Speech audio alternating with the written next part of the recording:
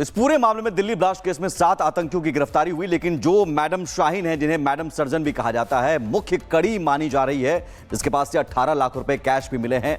वहीं अल-फलाह के फाउंडर जवाद अहमद सिद्दीकी को लेकर नए नए खुलासे हो रहे हैं। अब उससे परिवार के सदस्यों से जुड़ा जो काला सच निकलकर सामने आया है, वो इस केस को नया मोड़ दे रहा है।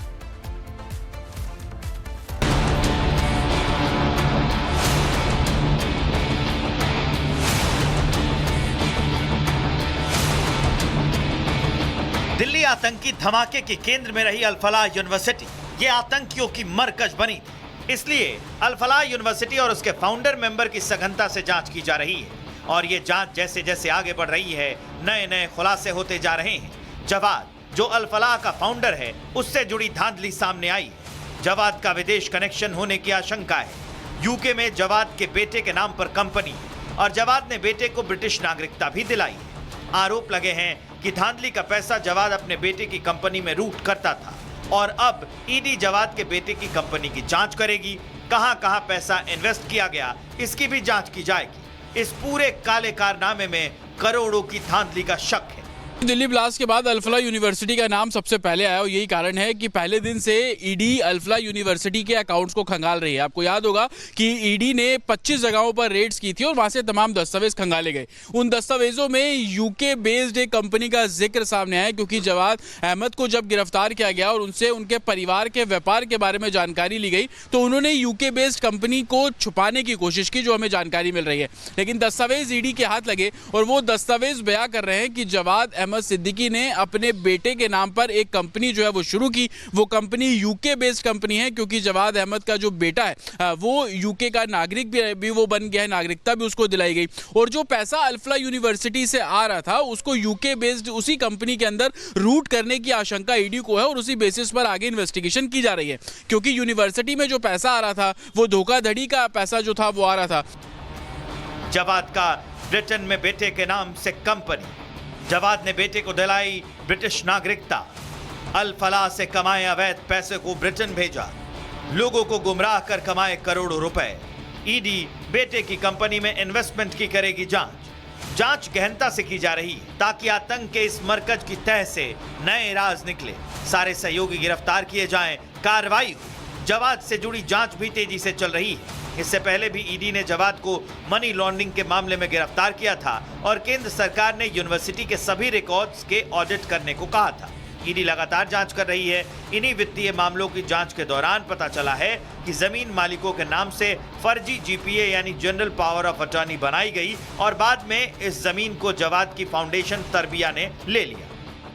20 तारीख को सबसे पहले हमने ही वो जमीन के बारे में सच अपने दर्शकों को दिखाया था कि कैसे मरे हुए लोगों के फर्जी साइन करके जो जीपीए है वो क्रिएट किया गया और जीपीए कराने के बाद जो रजिस्ट्री है उस जमीन की वो अल-फलाह यूनिवर्सिटी के फाउंडर जवाद अहमद सिद्दीकी के नाम पर कर दी गई, उनके तराबिया फाउंडेशन के नाम पर कर दी गई। और अब ईडी ने जब इस पूरी जमीन की इन्वेस्टिगेशन की, तमाम जो दस्तावेज है उनको खंगाला, ईडी ने भी इस बात को कंफर्म किया, इस बात को माना कि मरे हुए लोग जो कि कुछ 70 में मर चुके हैं, कुछ 85 में मरे, कुछ 95 में मरे, उन लोगों के फर्जी दस्तावेज 2013 में किए गए और 2013 में मरे हुए लोगों के फर्जी दस्तावेज करके जो जमीन का ट्रांसफर है वो जवाद अहमद सिद्दीकी के नाम पर कर दिया गया। और ईडी भी अब उन दस्तावेजों को खंगाल रही है, क्योंकि जवाद अहमद सिद्दीकी ईडी की कस्टडी में है। जवाद अहमद सिद्दीकी को ईडी ने गिरफ्तार किया था, तो जमीन को कैसे घपला कर अपने नाम कराया गया और वहां पर अल-फलाह यूनिवर्सिटी की जो बसें हैं वो पार्क होती थी, इन सभी एंगल्स पर भी ईडी अब इन्वेस्टिगेशन कर रही है।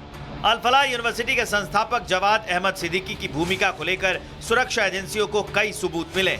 ये जवाद के द्वारा धन के हेरफेर और अपराध की आय को छुपाने के पैटर्न को साफ दिखाते हैं। पिछले बुधवार को दिल्ली की अदालत ने जवाद अहमद सिद्दीकी को 13 दिन के लिए ईडी की कस्टडी में भेजने के निर्देश भी दिए थे। Bureau report, Republic Bharat. तो दिल्ली ब्लास्ट में अब तक 7 लोगों को गिरफ्तार किया गया है। सभी आतंकियों का कनेक्शन अल-फलाह से निकल रहा है, इसलिए जांच के केंद्र में अल-फलाह कैंपस आ गया है। सवाल है कि अल-फलाह के रहस्य लोक में और कितने रहस्य बाकी हैं जो बेपर्दा होना है।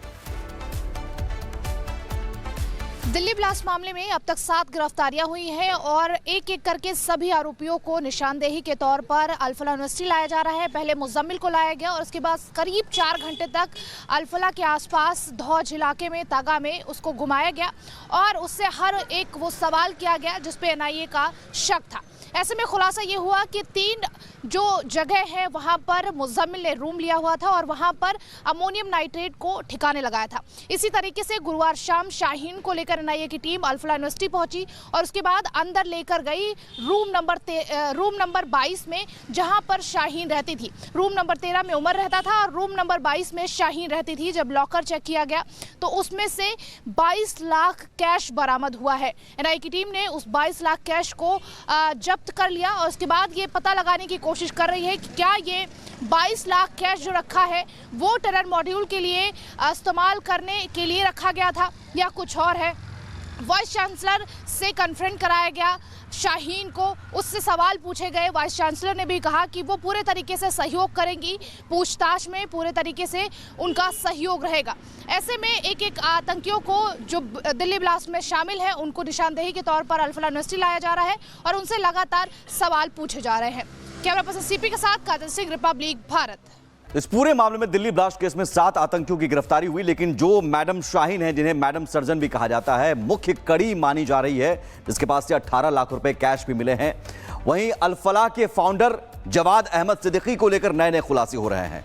अब उससे परिवार के सदस्यों से जुड़ा जो काला सच निकलकर सामने आया है वो इस केस को नया मोड़ दे रहा है।